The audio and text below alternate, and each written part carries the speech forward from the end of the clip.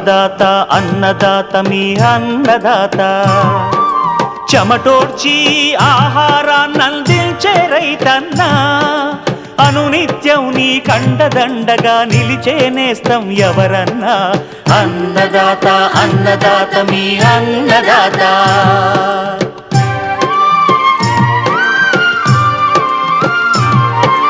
నూతన రీతుల సాగుబడికి నూరింతలు పెరిగే దిగుబడికి సూచనలిచ్చే సస్య రక్షణకు పశు పోషణకి శాస్త్ర విజ్ఞానం అందించి ముందుకు నడిపే తెలుగు రైతు భారతదేశానికి మకుటం అయ్యేలా తీర్చిదిద్దే ఆశయంతో మిమ్ము మేలు కొలిపేది అన్నదాత అన్నదాత అన్నదాత మీ అన్నదాత అన్నదాత అన్నదాత మీ అన్నదాత.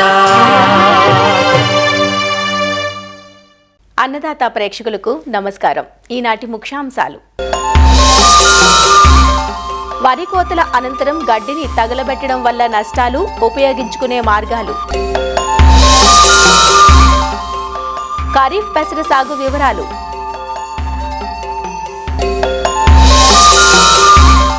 పలు పంటల్లో విత్తన శుద్ధి విధానం,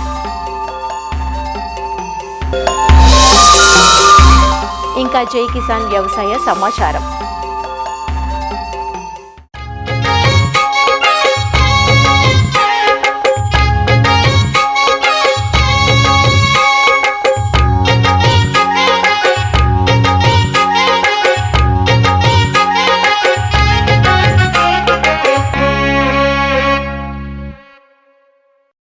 తెలుగు రాష్ట్రాల్లో అధిక విస్తీర్ణంలో పండించే ధాన్యపు పంట వరి.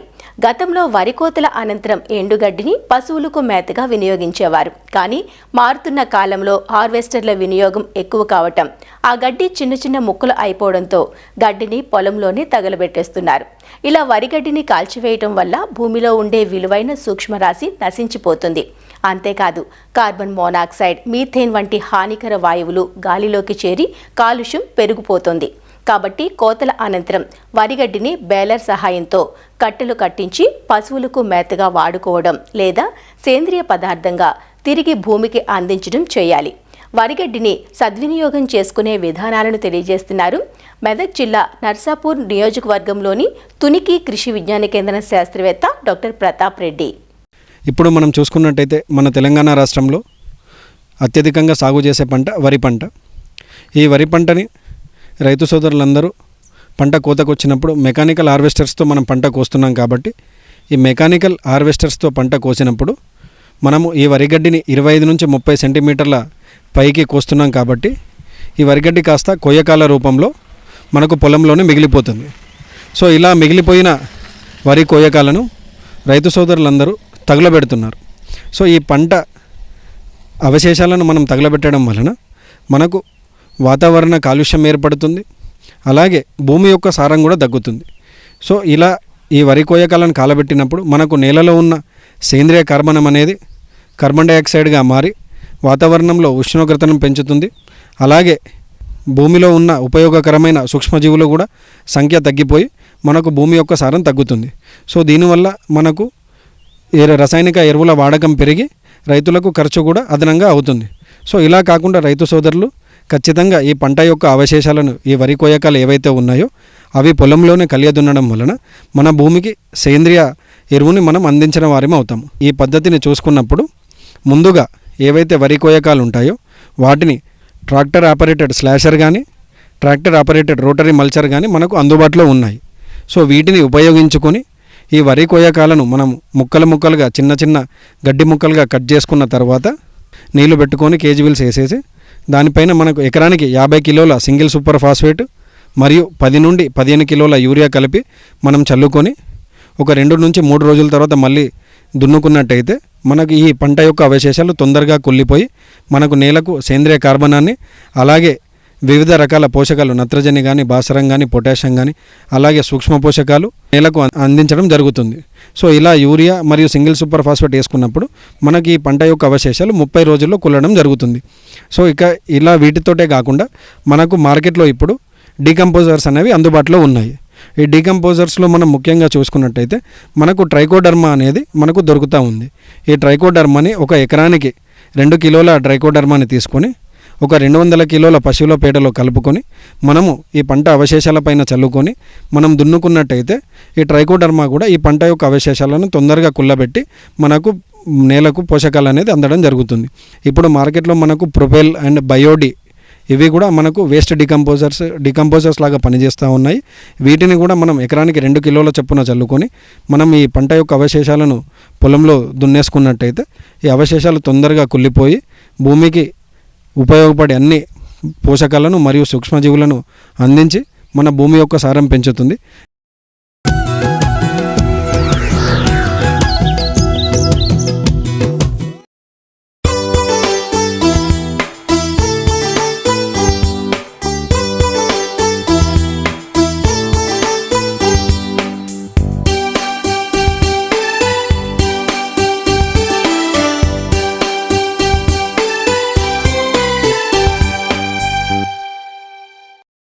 ఉభయ తెలుగు రాష్ట్రాల్లో అధిక విస్తీర్ణంలో సాగు చేసే స్వల్పకాలిక అపరాల పంట పెసర.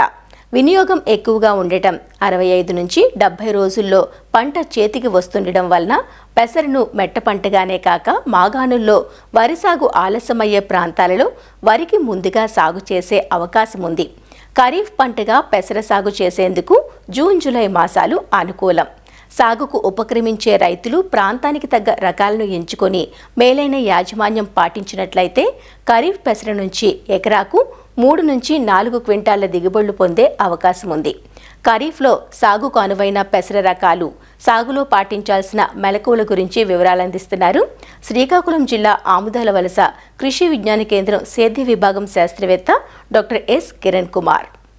పెసర పంటని వేసుకోవడానికి తొలకరిలో చాలా అనువుగా ఉంటుంది. తక్కువ వర్షపాతంలో 65 నుంచి 70 రోజుల్లో మనకు పంట చేతికి వచ్చేస్తూ ఎకరాకు 3 నుంచి 4 క్వింటాల వరకు కూడా దిగుబడిని అందిస్తూ గిట్టుబాటు ధర కలిగినటువంటి మనం పెసర పంటని రైతు సోదరులు ఎక్కువగా వేయడానికి ఆసక్తి చూపిస్తూ ఉన్నారు. నేలలో ఇది సారాన్ని పెంచడానికి, వాతావరణంలో ఉన్న నత్రజనిని నేలలో స్థిరీకరించి ఈ సేంద్రియ కర్బన శాతాన్ని పెంచడానికి కూడా ఎంతగానో ఉపయోగపడుతుంది. కాబట్టి దీని రైతు సోదరులు ఏంటంటే తొలకరిలో నేలల దగ్గర నుంచి కోత వరకు కూడా కొన్ని యాజమాన్య మెలకువలు పాటించాలి. నీరు నిల్వని నేలలు అనేవి మనం ఎంచుకుంటే బాగుంటుంది. నేల తయారీ మనం గమనిస్తే 3 నుంచి 4 సార్లు బాగా దుక్కు చేసుకొని చివరి దుక్కులో 2 టన్నుల వరకు కూడా పశువుల ఎరువు వేసి మనం కలిగి దున్నుకున్నట్టయితే నేల బాగా గొల్లబారడమే కాకుండా సేంద్రియ కర్బనం అనేది పెరుగుతుంది. సేంద్రియ పదార్థం పెరగడం వలన మొక్క అనేది ఆరోగ్యవంతంగా పెరగడానికి అవకాశం ఉంటుంది. ఈ రకాల ఎంపిక విషయంలో కూడా రైతు సోదరులు ఎప్పటి నుంచో ఉన్నటువంటి పాత రకమైన IPM 2-14 అనేది 65 రోజుల్లో మనకు పంట చేతికి వస్తుంది.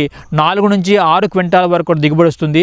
నిటారుగా పెరిగి అలాగే కాయలు అనేవి గుత్తులుగా పైనే ఒకేసారి కోతకొచ్చే రకం కింద మనం దీన్ని చెప్పవచ్చు. వీటితో పాటుగా ఈ LGG 607 అనే రకం, ఇది 60 నుంచి 65 రోజుల్లో మనకు పంట చేతికి వచ్చేస్తుంది. 6 నుంచి 7 క్వింటాల వరకు కూడా ఒక ఎకరాకి దిగుబడిని అందిస్తుంది. పల్లాకు తెగులను కూడా తట్టుకుంటుంది. అలాగే LGG 630 ఇది కూడా మనకు 65 నుంచి 70 రోజుల్లో పంట చేతికి వస్తుంది. దీంతో పాటుగానే 6 నుంచి 7 క్వింటాల వరకు కూడా దిగుబడిని అందిస్తుంది. ఒకేసారి పంట కోతకు వస్తుంది. పల్లాకు తెగులను కూడా సమర్థవంతంగా తట్టుకొని పెరిగే రకం కింద మనం చెప్పొచ్చు. రైతు సోదరులు వీటిలో మంచి రకాన్ని ఎంచుకొని సాగు చేసుకున్నట్టయితే బాగుంటుంది. అలాగే విత్తే సమయం మనం గమనించినట్టయితే జూన్ జూలై నెలల్లో ఖరీఫ్ పెసర సాగు చేసుకోవడం అనుకూలంగా ఉంటుంది. 7 నుంచి 8 కిలోల వరకు కూడా విత్తనం అనేది ఒక ఎకరాకు సరిపోతుంది. విత్తన శుద్ధి అనేది తప్పనిసరిగా చేయాలి. థైరామ్ కానీ, క్యాప్టాన్ కానీ, మ్యాంకోజెబ్ కానీ ఈ 3 మందుల్లో ఏదో ఒక మందుని 3 గ్రాములు 1 కేజీ విత్తనానికి పట్టించి మనం విత్తన శుద్ధి చేసుకోవచ్చు. అలాగే రసం పీల్చే పురుగులు మనం పంట మీదకి రాకుండా ఉండాలంటే ఇమిడాక్లోపిడ్ అనే మందుని 5 మిల్లీలీటర్లు లేదా మన థయోమెథాక్సోమ్ అనే మందుని 5 మిల్లీలీటర్లు కేజీ విత్తనానికి పట్టించి మనం విత్తన శుద్ధి చేసుకున్నట్టయితే రసం పీల్చే పురుగుల తాలూకు ఉధృతి కూడా మనం చాలా వరకు అరికట్టుకోవచ్చు అనమాట. అలాగే విత్తేటప్పుడు కూడా సీడ్ డ్రిల్ని వాడి 30 సెంటీమీటర్లు వరుసకి అలాగే మొక్కి 10 సెంటీమీటర్లు పెట్టుకొని మనం వేసుకున్నట్టయితే అధిక దిగుబడి రావడానికి అవకాశం అనేది ఉంటుంది. వీటితో పాటుగా ఎరువుల విషయం మనం గమనిస్తే ఈ అపరాల జాతి చెందిన పంట కాబట్టి దీనికి ఎరువుల తాలూకా మోతాదు కూడా తక్కువ మొత్తంలో అవసరం అవుతుంది. దీనికోసమే 8 కిలోల నత్రజని, 20 కిలోల భాస్వరాన్ని ఇచ్చే ఎరువులు మనకి వాడాల్సి ఉంటుంది ఒక ఎకరాకు. అందుకోసమే విత్తనం వేసేటప్పుడే రైతు సోదరులు ఒక కట్ట డిఏపి వేసుకున్నట్టయితే ఈ ఎరువుల యాజమాన్యాన్ని కూడా చక్కగా చేసిన వాళ్ళం అవుతాం. నీటి తడి కట్టాల్సిన అవసరం ఉండదు. ఎందుకంటే ఈ అడప మనకు వర్షాలు పడతా ఉంటాయి కాబట్టి మనం నీటిని బయట నుంచి పెట్టాల్సిన అవసరం ఉండదు. ఒకవేళ బెట్ట పరిస్థితి మనకు వచ్చినట్టయితే మనం తప్పనిసరిగా పూతకి ముందు అలాగే కాయ ఏర్పడే దశలో తేలికపాటి తరలు మనం ఇచ్చినట్టయితే మంచి దిగుబడులు అనేవి రావడానికి ఆస్కారం ఉంటుంది. వీటితో పాటు కలుపు నివారణ మనం గమనిస్తే మనం విత్తనం వేసిన వెంబటే 3 రోజుల లోపు పదును చూసుకొని పెండిమిథాలిన్ అనే మందుని 1 లీటరు 200 లీటర్ నీటిలో కలిపి మనం ఎకరా మొత్తం సమానంగా తడిచేటట్టు మనం పిచికారి చేసుకున్నట్టయితే చాలా రకాల కలుపు మొక్కలని మనం రాకుండా అరికట్టుకోవచ్చు. 20-25 రోజుల లోపు గడ్డి జాతి మొక్కల్ని నివారించడానికి ఫెనాక్సోప్రాప్ పి ఎథైల్ అనే మందుని 1/2 లీటరు 200 లీటర్ నీటిలో కలిపి మనం పిచికారి చేసిన, లేదా ఈ క్విజలోపాప్ ఎథైల్ అనే మందుని 400 మిల్లీలీటర్లు 200 లీటర్ నీటిలో కలిపి మనం పిచికారి చేసినా కూడా చాలా వరకు ఈ గడ్డి జాతి మొక్కలు అనేవి మనం రాకుండా సమర్థవంతంగా అరికట్టుకోవచ్చు. వీటితో పాటుగానే వెడల్పాటి కూర మొక్కలు కూడా ఎక్కువగా ఉన్నట్టయితే ఇమాజిత్ పైర్ అనే మందుని మనం ఒక ఎకరాకు 200 మిల్లీలీటర్లు 200 లీటర్ నీటిలో కలిపి మనం పిచికారి చేసుకునేటప్పుడు ఈ వెడల్పాటి కలుపు మొక్కలు, దాంతో పాటుగానే ఈ గడ్డి జాతి మొక్కలు కూడా మనం సమర్థవంతంగా అరికట్టుకోవచ్చు. దీంతో పాటుగా కొత్తగా మనకు మార్కెట్లో ఫొమాసఫేన్ అలాగే దాంతో పాటుగానే ఫ్యూజీపాప్ పీ బెటల్ అనే మందు కూడా మనకు దొరుకుతుంది. దాన్ని ఫ్యూజీ ఫ్లెక్స్ అనే మనకు మార్కెట్లో దొరుకుతుంది. ఇదైతే లీటర్ నీటికి 2 మిల్లీలీటర్లు చొప్పున కలిపి మనం పిచికారి చేసుకునేటప్పుడు ఇది కూడా ఈ గడ్డి జాతి మొక్కల్ని దాంతో పాటుగానే వెడల్పాటి కలుపు మొక్కల్ని కూడా రెండింటిని కూడా సమర్థవంతంగా అరికట్టడానికి అవకాశం అనేది ఉంటుందన్నమాట. ఇక సస్యరక్షణ మనం గమనిస్తే తొలకరలో మనం వేసిన పెసర పంటకి 2 ఆకుల దశలో ఉండేటప్పుడు చిత్త పురుగులు ఎక్కువగా ఆశించి పంట నష్టపరుస్తూ ఉంటాయి. ఇది ఆకుల మీద రంధ్రాలను ఏర్పాటు చేస్తుంది. ఇది మనం అశ్రద్ధ చేసినప్పుడు ఆకు మొత్తాన్ని కూడా తినేయడం, ఆకు రాలిపోవడం కూడా జరుగుతుంది అనమాట. దీనివల్ల చాలా వరకు మొక్కల సాంద్రత పడిపోతుంది. అందుకని ఈ మొక్కల మీద రంధ్రాలు మనం గమనించిన వెంబటే ఎసిఫేట్ అనే మందుని 1 గ్రాము 1 లీటర్ నీటికి కలిపి మనం పిచికారి చేసినప్పుడు చిత్త పురుగుల తాలూకుని సమర్థవంతంగా అరికట్టుకోవచ్చు. అలాగే రసం పీల్చే పురుగుల విషయానికి వచ్చినప్పటికీ ఈ తెల్లదోమ, పేనుబంక అలాగే తామర పురుగులు ఎక్కువగా పంటను ఆశించి నష్టపరుస్తూ ఉంటాయి. రసం పీల్చే పురుగులు అనేవి ఈ వైరస్ తాలూకు తెగుళ్ళను కూడా ఒక మొక్క నుంచి ఇంకొక మొక్కకి వ్యాప్తి చేయడంలో కూడా ఎంతగానో సహకరిస్తాయి. కాబట్టి మనం వేప నూనె వాడకాన్ని అంటే 1500 ppm అయితే 5 మిల్లీలీటర్లు 1 లీటర్ నీటి కలిపి మనం పిచికారి చేసుకునేటప్పుడు పంట మీద ఈ రసం పీల్చే పురుగులని మన పంట మీదకి రాకుండా నివారించుకోవచ్చు. అలాగే రసాయనాల విషయానికి వచ్చినట్టయితే ఈ ఎస్ట్రామిప్రిడ్ కానీ థయామెథాక్సమ్ కానీ 0.2 గ్రాముల 1 లీటర్ నీటి కలిపి మనం పిచికారి చేసినా కూడా ఈ రసం పీల్చే పురుగుల తాలూకు ఉధృతి మనం తగ్గించుకోవచ్చు. వీటితో పాటుగా మారుగా మచ్చల పురుగు కూడా ఎక్కువగా ఆశించి పంట నష్టపరుస్తూ ఉంటుంది. పూత దశలో లేత ఆకుల్ని అలాగే కాయల్ని పూతను కూడా ఎక్కువగా మనం గూడు కట్టేసేసి లోపల ఉంటూ పూతని కాయల్లో ఉన్న గింజల్ని కూడా తినేస్తూ ఉంటుంది. కాబట్టి దాన్ని మనం నివారించాలంటే ఎసిఫేట్ అనే మందుని 1 గ్రాము 1 లీటర్ నీటికి కలిపి మనం పిచికారి చేస్తున్నప్పుడు వాటిని సమర్థవంతంగా అరికట్టుకోవచ్చు. క్లోరాంట్రినిలిప్రోల్ అనే మందుని కూడా 60 మిల్లీలీటర్లు 200 లీటర్ నీటిలో కలిపి మనం పిచికారి చేసుకునేటప్పుడు ఏమవుతుందంటే ఆ మారుగా మచ్చల పురుగును కూడా మనం సమర్థవంతంగా అరికట్టుకోవడానికి ఆస్కారం ఉంటుంది. ఈ విధంగా రైతు సోదరులు యాజమాన్య పద్ధతులు పాటించినట్టయితే తొలకరి పెసరలో కూడా మంచి దిగుబడులు అనేవి సాధించి మంచి నికర ఆదాయాన్ని కూడా పొందడానికి అవకాశం ఉంటుంది.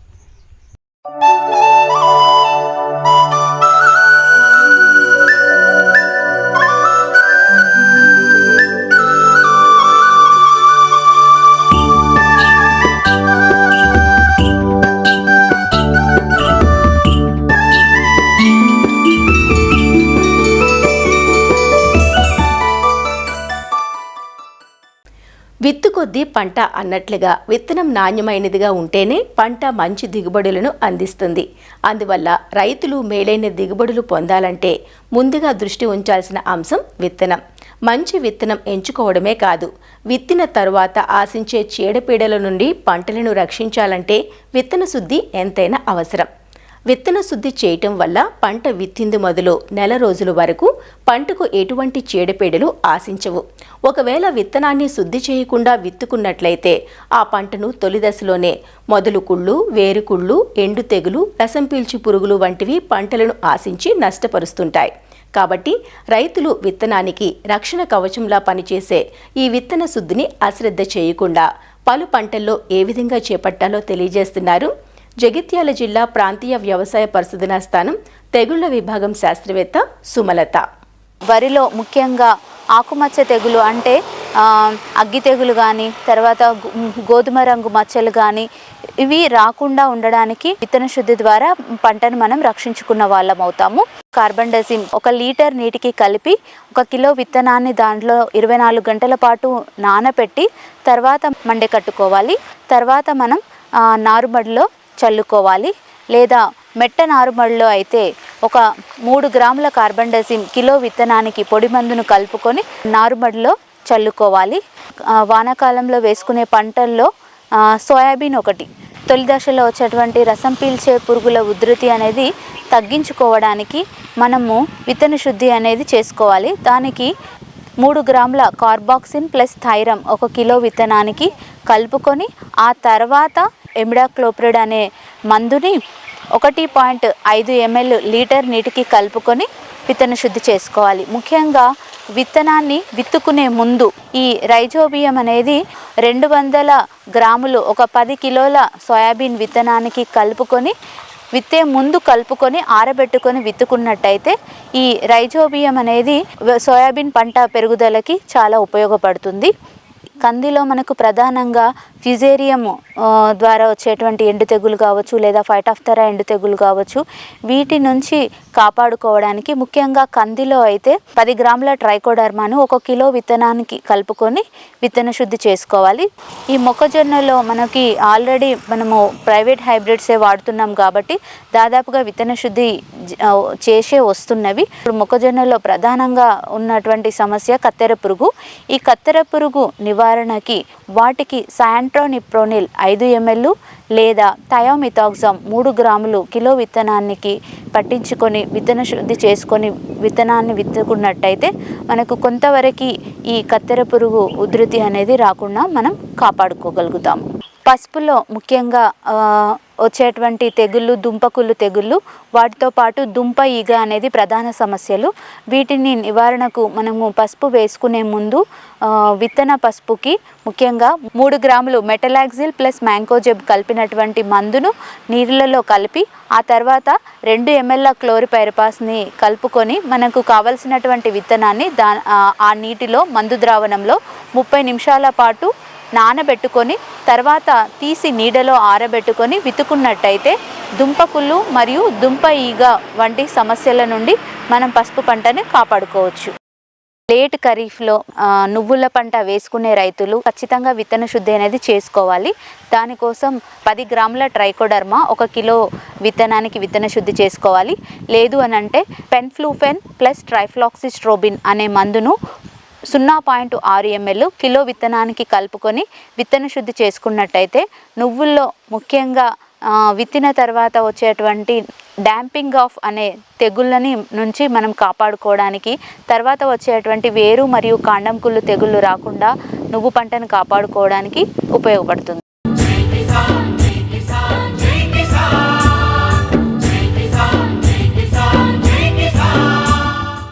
వ్యవసాయ సమాచారం ఇప్పుడు జై కిసాన్లో చూద్దాం. ఆంధ్ర రాష్ట్రంలోని నెల్లూరు జిల్లాలో ఎడగారుకు సంబంధించి నాట్ల ప్రక్రియ దాదాపు పూర్తి కావస్తోంది. ఎడగారు పంటగా లేదా ఎర్లీ ఖరీఫ్గా రైతులు ఇక్కడ మే మొదటి వారం నుంచే సాగు పనులు ప్రారంభిస్తుంటారు. సోమశిల, కండలేరు జలాశయాల నుంచి 3,75,000 ఎకరాలకు నీరు విడుదలైన నేపథ్యంలో సాగు పనులు ముమ్మరంగా జరుగుతున్నాయి. ఈ నెలాఖరు నాటికి దాదాపు నాట్ల ప్రక్రియ పూర్తి కావచ్చని, ప్రస్తుత సీజన్కు సంబంధించి ఎరువులకు ఎలాంటి కొరత లేదని వ్యవసాయ అధికారులు చెబుతున్నారు. రసాయన ఎరువుల వాడకం తగ్గించడంతో పాటు నానో ఎరువుల వాడకంపైన రైతులకు అవగాహన కల్పిస్తున్నామంటున్నారు. ప్రస్తుతం నెల్లూరు జిల్లాలో ఎడగారు సాగుకు సంబంధించిన పూర్తి సమాచారాన్ని వ్యవసాయ అధికారి సత్యవాణి తెలియజేస్తున్నారు. నెల్లూరు జిల్లాలో ఖరీఫ్ సాగు ప్రారంభమైంది. దాదాపు ప్రతి ఏడాది కూడా 3.5 నుంచి 4 లక్షల ఎకరాలలో ఈ ఎడగారు సాగు చేస్తారు. అయితే ప్రధానంగా డెల్టా ప్రాంతంలోనే ఎడగారు సాగు అంటే ఇక్కడ అంటారు. అదేవిధంగా ఖరీఫ్ సాగు కూడా అంటారు దీన్ని. సోమశిల జలాశయం, కండలేరు జలాశయంలో పుష్కలంగా నీరు ఉండడంతో ఈసారి దాదాపు 3,75,000 ఎకరాలలో సాగుకి అధికారులు కూడా అనుమతి ఇచ్చారు. ఇటువంటి పరిస్థితులు జిల్లాలో ఈ సాగు పరిస్థితి ఎలా ఉంది, విత్తనాల పరిస్థితి, వీటన్నిటి మీద ఇక్కడ జిల్లా వ్యవసాయ అధికారి సత్యవాణి ఉన్నారు. అసలు అడిగి తెలుసుకుందాం. మే 15 నుంచే మనకి మొదలవుద్ది ఇక్కడ సీజను. దీన్ని ఎడగారు అని చెప్పేసి కూడా మనం అంటాము. అంటే ఎర్లీ ఖరీఫ్ కింద మనకి ఈ సంవత్సరం మే 5వ తారీఖు నుంచే మనకి వాటర్ రిలీజ్ చేయడం జరిగింది ఎర్లీగా. దానివల్ల మనకి 3,75,000 ఎకరాలకి సోమశీల అండ్ కండలేరు జలాశయాల నుంచి మనకి వాటర్ రిలీజ్ అయింది. దీంట్లో దాదాపు 3.5 లక్షల దాకా మనకి వరి పడొచ్చని మనం ఎక్స్పెక్ట్ చేస్తున్నాము. ఈ వరే కాకుండా ఇంకొక 10,000 హెక్టార్లు అంటే దాదాపు 25,000 ఎకరాలు వేరే పంటలు, వేరుశనగ, పత్తి ఇట్లాంటివి కూడా మనకు వచ్చే అవకాశం ఉంది. బాజ్రా, జోవారు ఇట్లాంటివి కూడా. ఏ నెలలో సాగు ప్రారంభమైంది, ఎప్పటిదాకా నార్లు వేసుకునే అవకాశం ఉంది? మేలోనే మనకి నార్మల్ పోసుకోవడం జరిగింది. ఇప్పటికి దాదాపు ఒక 60,000 ఎకరాలు నాట్లు కూడా కంప్లీట్ అయిపోయినాయి. ఈ నెలాఖరికల్లా మనకి నాట్లు దాదాపు 90% కంప్లీట్ అయ్యే అవకాశం ఉంది. మనకి అప్లాండ్ మండల్స్, వింజమూరు ఇట్లాంటివి మాత్రం కొంచెం లేటుగా అవుతుంది. మిగతా ఏరియా అంతా మనకి నెల్లూరు చుట్టుపక్కల ఉన్న కోవూరు కాన్స్టిట్యున్సీ అవనివ్వండి, సర్వేపల్లి కాన్స్టిట్యున్సీ, కావలి కాన్స్టిట్యున్సీ ఇవన్నీ కూడా మనకి ఆల్రెడీ నాట్లు స్టార్ట్ అయిపోయినాయి. ఈ నెలాఖరికి కంప్లీట్ అవుద్ది. దాదాపు 2.5 నుంచి 3 లక్షల ఎకరాలు సాగులోకి వచ్చే అవకాశాలు ఉన్నాయి కాబట్టి 47,000 టన్నులు యూరియాని మనం ఇప్పుడు క్యాలిక్యులేట్ చేసుకొని అది పంపిణీకి కూడా మనం రెడీ చేసుకున్నాము. ఇప్పటికి 5,384 టన్నులు ఆర్ఎస్కేల ద్వారా, సొసైటీల ద్వారా ఇవ్వడం జరిగింది. యూరియా ఎక్కువ వాడకుండా ఉండటానికి కానీ మనము ఇప్పటికే ఒక 600 మీటింగ్స్ మనం కండక్ట్ చేసాం. ప్రతి రైతు సేవా కేంద్రంలో కూడా యూరియా తక్కువ వినియోగించాలి, యూరియా వచ్చే అనర్థాల గురించి మనము ఏప్రిల్ నుంచే స్టార్ట్ చేసాము. అదేవిధంగా ఈ జూన్ 1వ తారీఖు నుంచి 30వ తారీఖు దాకా ఖేతీ బచావో అభియాన్ కింద ప్రతి గ్రామంలో కూడా, ప్రతి ఆర్ఎస్కేలో కూడా ప్రతిరోజు ఏదో ఒక యాక్టివిటీ కండక్ట్ చేస్తూ ఉన్నాము. ప్రధానంగా నెల్లూరు జిల్లాలో సేంద్రియ ఎరువులు సాగు ఎక్కువ ప్రాధాన్యత ఇస్తూ జిల్లాలో మీరు ప్రచారం కూడా చేస్తున్నారు. అదేవిధంగా జీవ నియంత్రణ ల్యాబ్ కూడా ఉంది మనకు. వీటన్నిటి మీద ఎలా ఈ రసాయన ఎరువులు తగ్గించే ప్రయత్నం చేస్తున్నారు? ఈసారి మనకి రసాయనిక ఎరువులు తగ్గించడంతో పాటు నానో యూరియా, నానో డిఏపి వాడకం పెంచటము, అదేవిధంగా మనకి ట్రైకోడర్మా విరిడి అనేది బయోఫంగిసైడ్ అంటే నేలలో మనం వాడటానికి ఉపయోగిస్తాము. దీన్ని మనం మామూలుగా స్కీముల్లో మనం 50% సబ్సిడీ మీద ఇస్తున్నాము. అన్ని ల్యాబొరేటరీస్కి మన స్కీమ్లో, గవర్నమెంట్ స్కీముల ద్వారా మనం ఇస్తూ ఉన్నాము. ఖరీఫ్ సంబంధించి ఈ సీడ్ కూడా ఏ రకం సీడ్ ఇచ్చారు? ఆ సీడ్ దిగుబడి కూడా పెరిగే అవకాశాలు ఉన్నాయి. దానికని కొత్తగా మీరు ఏమైనా ప్రయోగం చేస్తారు?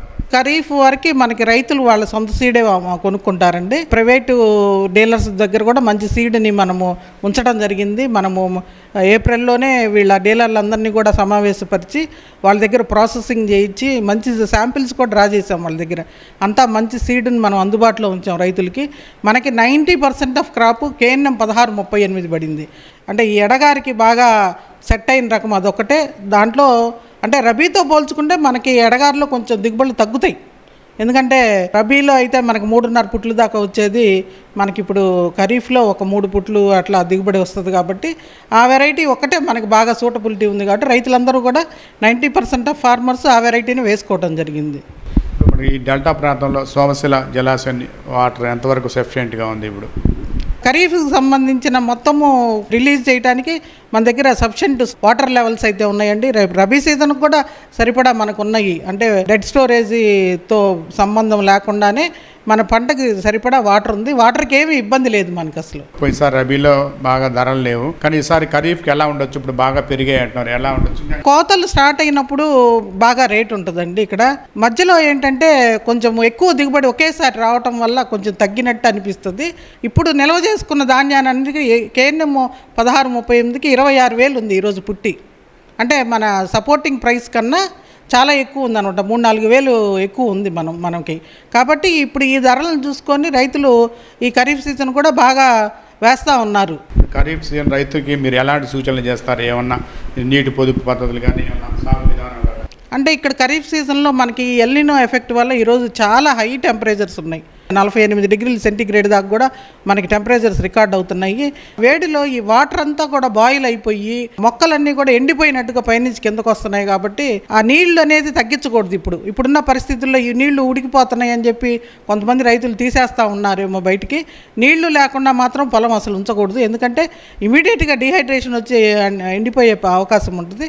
అదేవిధంగా పైపాటుగా కూడా మనకి యూరియా వేస్తూ ఉన్నారు. దాంతోపాటు బేసల్ డోస్లో యూరియా, మామూలు యూరియా వేసిన బస్తా 35 కేజీలు యూరియా బేసల్ డోసులు వేసిన రెండోసారి మూడోసారి పైపాటుగా నానో యూరియా కానీ చల్లుకున్నట్టయితే మనకి పైనుంచి సప్లిమెంట్ చేయడం ద్వారా కూడా మొక్కలు బాగా ఏపుగా ఎదిగే అవకాశం ఉంటుంది.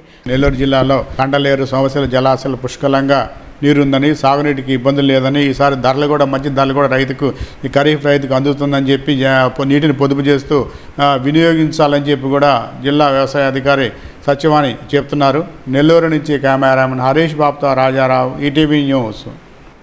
మరిన్ని విభిన్నాంశాలతో రేపటి అన్నదాతలో మళ్ళీ కలుసుకుందాం. నమస్కారం. అన్నదాతలు తమ సందేహాలు, సమస్యలను 18004254085 టోల్ ఫ్రీ నంబర్లో ఉదయం 10 నుంచి 11 గంటల మధ్య పని దినాలలో సంప్రదించగలరు. ఈ కార్యక్రమాన్ని యూట్యూబ్లో www.youtube.com/annadata ETV లింక్ ద్వారా వీక్షించవచ్చు.